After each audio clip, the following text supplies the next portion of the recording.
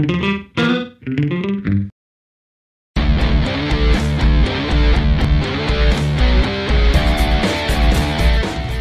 welcome to the 12th Man Rising Seahawks podcast with Kevin Daggett and Lee Vowell, and produced by extraordinaire Rob Still of Coil Entertainment. I'm Lee. Kevin, how are you?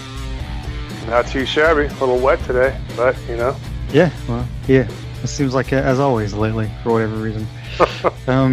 So the Seahawks, we get to talk them winning an actual game. It's the first win of 2018 because they didn't win any in the preseason and lost their first two of the regular season. So after starting off 0-2 or 0-6, it felt like they get the win over the Cowboys. And I thought it was a really solid game all the way around.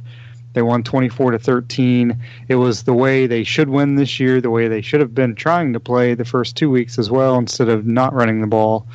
But Carson gets the ball, I think it was 75 times. The thing about it was that he was, for the most of the game, he was projecting over 4 yards of rush against a good, as you talked pre-show, against a really good Cowboys front, and what he was able to do and what the line was able to do and get a push.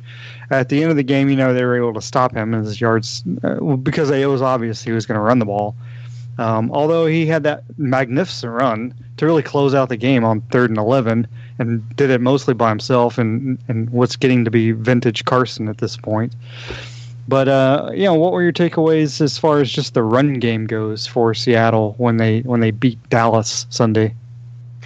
Yeah, it's amazing what happens when you put a guy in after the first quarter and give him the ball a few times. He can run it. But no, I think Chris Carson, he's coming back right where he left off before he got injured. He's a good, solid running back, and we'll see what happens with Rashad Penny. I don't know. I don't know if that's going to work out too well this year, at least. But I thought the run game was good. Yeah, I think still Penny is just still learning away. It's hard for a rookie, any kind of rookie, to come in and do really well, but. I know the Seahawks have hopes for Penny going into the future, and I hope he does really well too, because you don't have to rely on Carson or Penny. At that point, you would have two backs who can do it, and hopefully both of them stay healthy. Carson getting the ball 33 times they ran the ball? That sounds ridiculous after the whole team running backs ran it 16 times in the first week. He doubled that by himself. And didn't get the ball after 11 minutes and 50 seconds left in the second quarter against the Bears, which still seems stupid. But at least the Seahawks, maybe Pete Carroll left Brian Schottenheimer alone and actually let Schottenheimer call the plays. And maybe I was putting too much blame on Schottenheimer, that he was, not calling a good game when really he was just trying to, because Pete was the one who said in the third quarter against the Bears, I wanted to take a shot, and maybe Schottenheimer, no pun intended, took that as meaning every down of these 6 plays that we have in the third quarter, we're going to take a shot or whatever, instead of running the ball. But maybe they just got back to basics. It looked like a Jets offense when the Jets defense was good, and they made it to the AFC Championship game a couple of years in a row. They have a much better quarterback. Russell Wilson was able to get time. He was only getting sacked. He only got sacked twice. And the Seahawks, on the other hand, who really didn't seem to get any pressure in those first 2 games, put a ton of pressure on Prescott, and they sacked him 5 times, but he was under duress, it seems like, the whole game. And between Frank Clark and Jarran Reed and Quentin Jefferson, they had 7 quarterback hits. So, pressure from the Seahawks, but not against the Seahawks so much. So how happy were you to see that? Yeah, that was nice to see. Finally get some pressure from that defensive front, because those DBs and linebackers are getting worn out. I mean, you can't do that all season on those guys. So it was nice to see. And Dak Prescott, he's a relatively mobile quarterback. I mean, he's not a guy that's just going to sit there. And he's a pretty good quarterback. And they've got a pretty good running back in Ezekiel Elliott. So to put that pressure on him like they did and get some hits on him, I thought it was great. And it takes some pressure off the offense too when you got your defense putting pressure like that. Let's hope they can keep it up. I don't know what the trick was, but it just seemed like a game where everything seemed to be clicking. There's this fundamental football. not trying to do anything spectacular, take a shot down the field. Russell Wilson, I don't know. A lot of those balls that he would loft up there seem to get caught over the years, but there doesn't seem to be a lot of those are getting, they're either overthrown or Brandon Marshall's on the other side of it.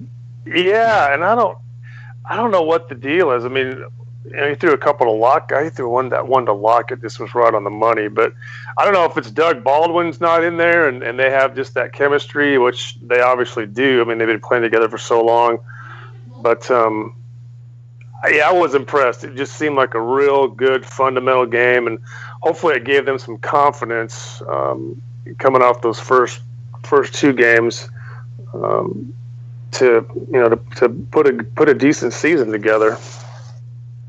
Yeah, and for the first time this year, it looked like Russell Wilson was relaxed because he didn't seem like he seemed to understand, I'm not going to have to win this game all by myself, which I think they tried to put on him in the first two games. That's the only way I can describe it. He wasn't sharp in those first two games anyway, but they didn't run the ball. So clearly it was, hey, Russell, you're going to go out and win this game, and hopefully they won't revert back to that against the Cardinals, who still have even though they're ranked number 25 through 3 weeks of the season, the Cardinals' defense actually should be the strength of their team. Their offense is just putrid. But we'll get to them in just a couple minutes. But what about this new guy, Earl Thomas? He seemed to be playing pretty well. I'm not sure if he's under a rookie contract or what's going on, but hopefully he'll be in Seattle for several years, right? God, they need to sign that guy already. I mean, come on.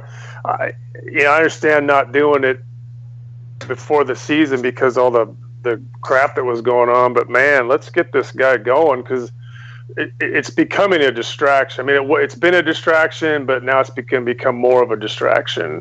He's not not practicing on Friday, got some type of quote unquote personal issue or whatever. This, I don't know. I'm about sick of Schneider and his proving a point with these guys. We're not going to, at some point you have to suck it up and make a decision out of the box or out of your usual, stance on things and realize that this guy is a valuable member of your defense and either sign him up or trade him. I mean, I know there was some talk. Somebody put on Twitter last night. I think I texted you that, he was allegedly going to be traded to the Chiefs. But yeah, it was that fake Ian Rappaport Twitter guy. He gets people. It's Rap. I don't even want to give out his Twitter handle, but yeah, he does that. And he tweeted something today that the Seahawks were extending Earl Thomas. So hopefully that's going to happen, even though he's just making it up. But yeah, I totally agree. I mean, they need to, because at this point it's like, okay, Eric Berry makes $13 million a year. Earl Thomas is going to want more than that. You take a chance that somebody, he's a safety, so he can play for, he's not like a cornerback or something like that, or a running back. He's going to be able to play solidly for the next 3 or 4 years, even without his age. He has a lot of speed, obviously, in his game, but he's a smart player too and knows how to position himself. So I don't think his speed that will be reduced as just with age playing in the NFL. It's a matter of if they sign him for $14 million a year, you take the chance on how much of that money is going to be wasted if he gets hurt and he's no longer the same player or can't play at all.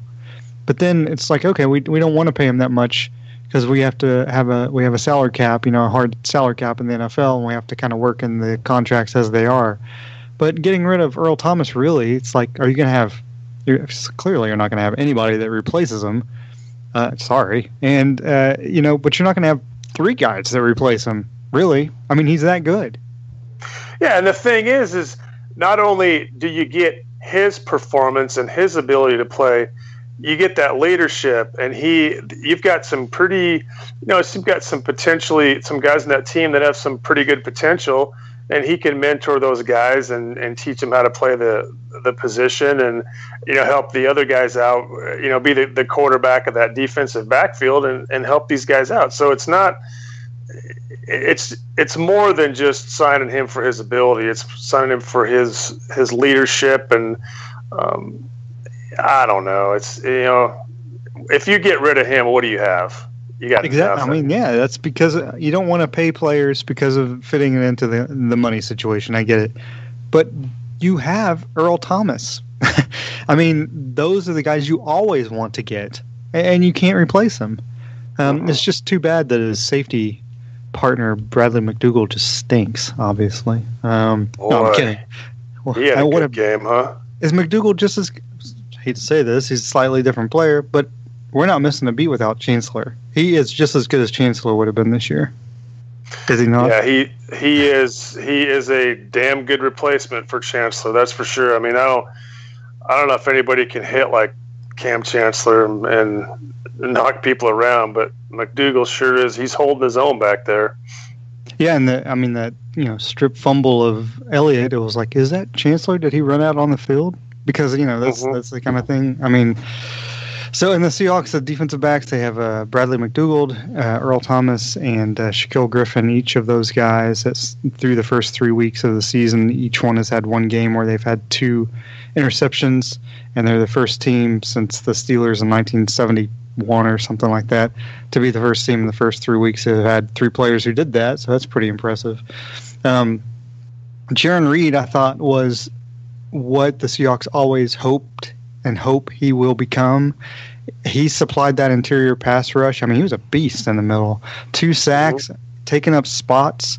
If he can play like that, not 2 sacks every week. I mean, nobody's going to do that. Von Miller is a linebacker, but an interior pass rush, you're not going to have 2 sacks a week. But if that guy can continue to kind of grow into that role, I mean, we're talking about a guy who's anchoring that line and making the line solid for years, right? Oh, yeah. I mean, he needs to do that. He needs to get in there and put that pressure in, because if you get that pressure from that defensive front, then your defensive backs do have the opportunities to get two interceptions per game because the quarterback's going to make mistakes. But yeah, he was impressive. That whole defensive line was pretty impressive last week. Yeah, it was. And against, of course, the Cowboys were missing a couple of pieces, but overall they're still a pretty decent line.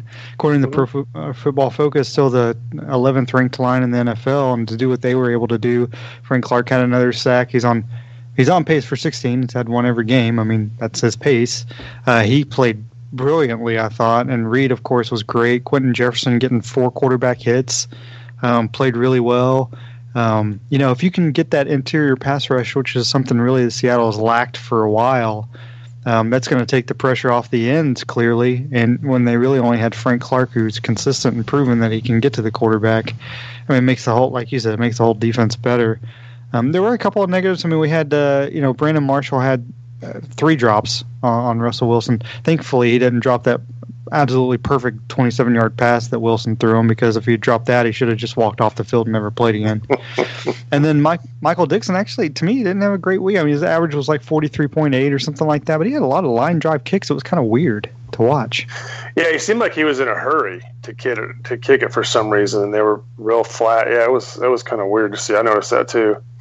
I wonder if it's a matter of, people in Seattle obviously clearly love the new punter, Michael Dickson, and it's just, it's one of those things where it's maybe he felt so nervous kicking in front of all his new fans because this is the first home game of the year. That's the only thing I could figure. Before we get into the Cardinals game, there are a few NFC West notes. The Rams have traded their team. No, I'm just kidding. The Rams are clearly the class of the division, and they're going to run away. And so Seattle really, if they have any playoff hopes, that's going to be a wild card spot. But the Cardinals are atrocious. But the 49ers they took huge hits, losing Jimmy Garoppolo for the season and probably into next season at this point with a torn ACL and MCL. Richard Sherman's out a few weeks now too. Losing Garoppolo for a team that's 1-2, and looking ahead at their schedule, I was looking at it today. They have the Cardinals coming up in 3 weeks or 4 weeks or whatever. And the Cardinals are just bad. But then the 49ers go on the road at at the Chargers this Sunday. Then they go on the road against the Packers, and then they have the Rams at home. I mean, we're looking at a 2-5 49ers team. So, you know, and that could be that Seattle has. First of all, they should always beat those teams on paper. They always struggle with the Cardinals for whatever reason, but the Cardinals have a different coach, different team. But, you know, 4-0 against those two teams is not out of the question. In fact, it should be expected, just because of the talent on the Cardinals and the losses that the 49ers have had. So that's 5 wins. And then you're trying to pick up wins. You know, if you get to 9 or 10 wins, you're talking about the playoffs. NFC is going to be a little bit tougher, I think, because you got better teams than the AFC. You know, talk about the 49ers losses, but then on top of that, what the hell is going on in the NFL? I mean, you've got the Lions beating the Patriots like soundly. You got the Bills beating the Vikings. What the heck is going on?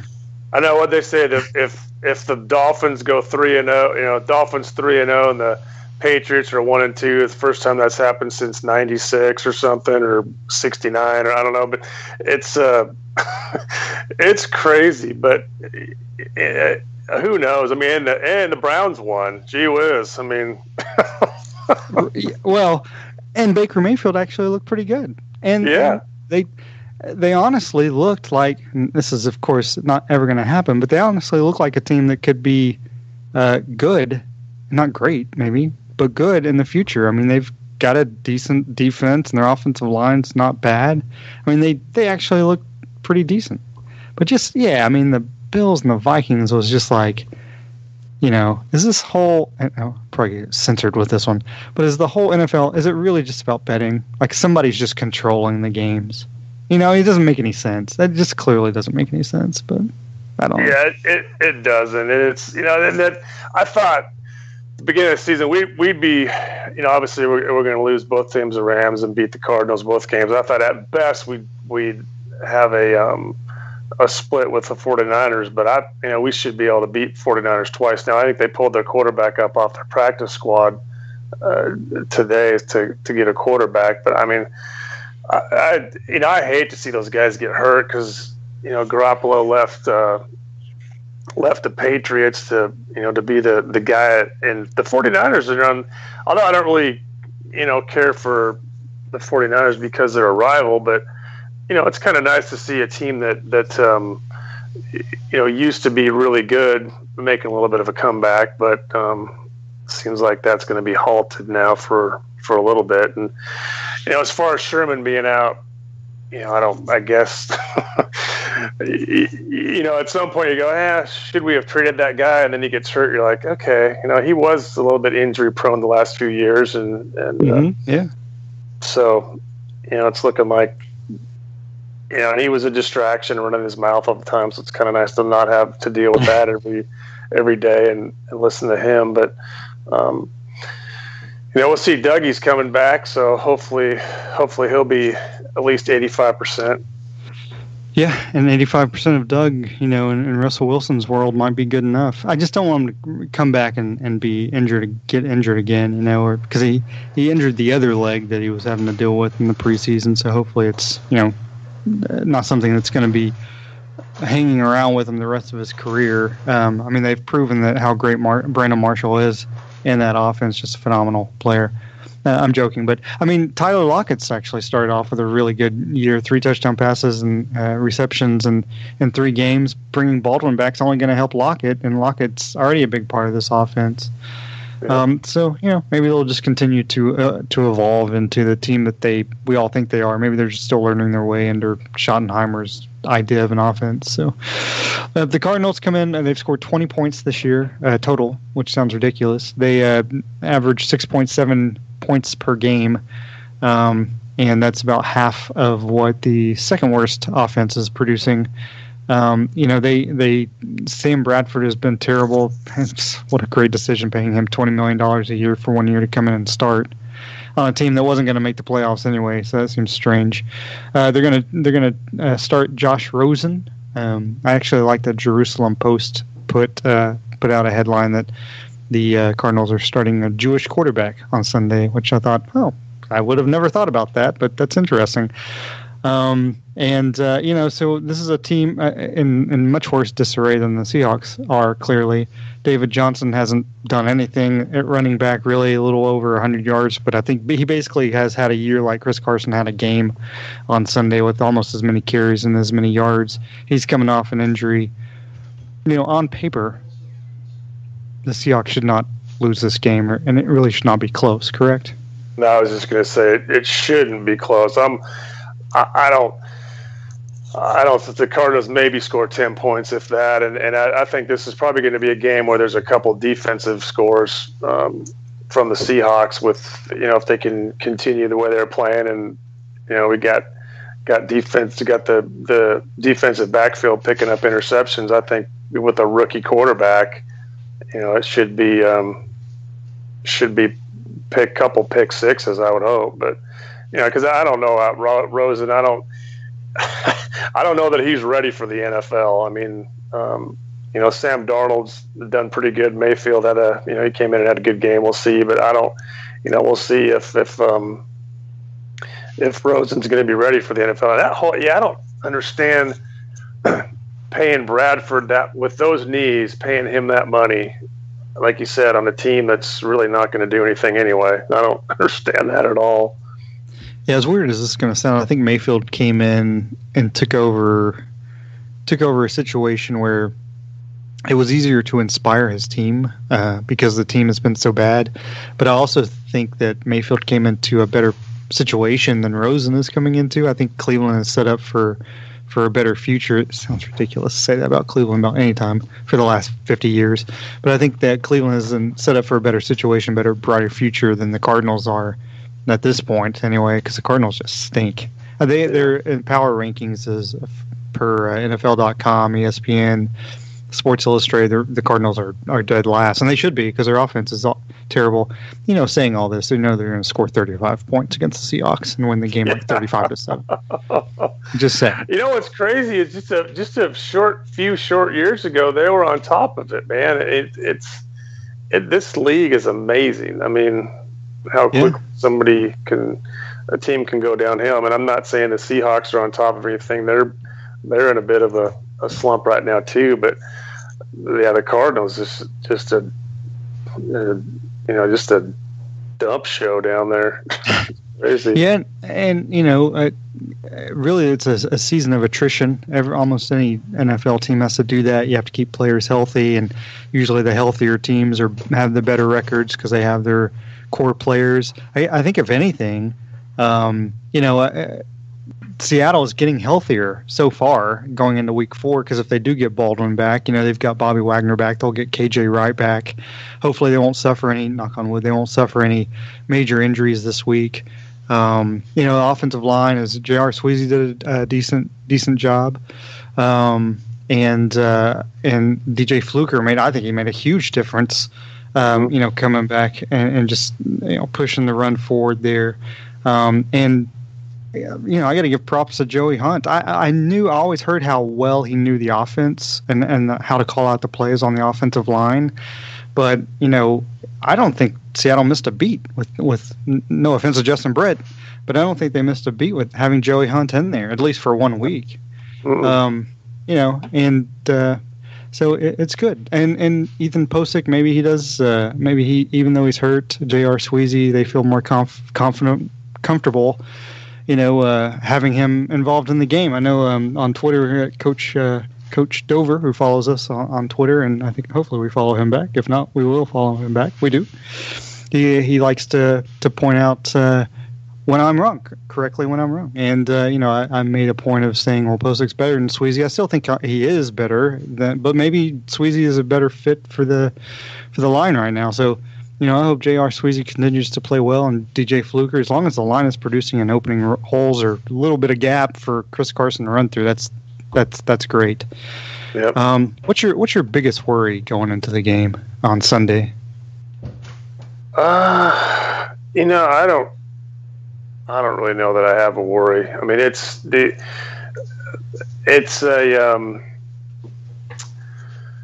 a game we should win handily. It shouldn't even be close. And I guess there's always a they can go in overconfident. I don't think they'll do that. I don't know. I'm not really too worried about it.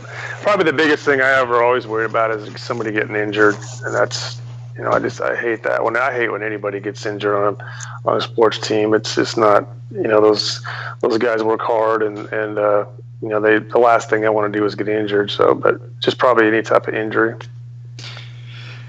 Yeah, I think that hopefully.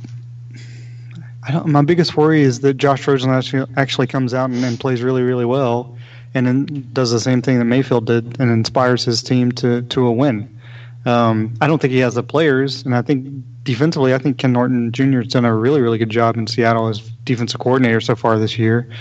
And I think that, and if anything, the defense is going to continue to play at the level they are, if not better. And I think it's pretty good. I mean, if the defensive line gets a push like they did against the Cowboys, against a good line, and they continue to do that, I think Trey Flowers played pretty well, against the Cowboys. The Cowboys have sucky receivers, but, I thought Trey Flowers played pretty well. We know Griffin's going to be good. We know the safeties are phenomenal. I think Seattle can maybe end up with and this is just based on the one win they have, of course, but I think they could have a better record than people expect, especially after that 0-2 start. So, well, if you were a Brian Schottenheimer, would you have the same exact game plan? I mean, teams are going to start looking for that. They're going to stop the run, but would you just come out and force teams to just kind of stop you running the ball at this point?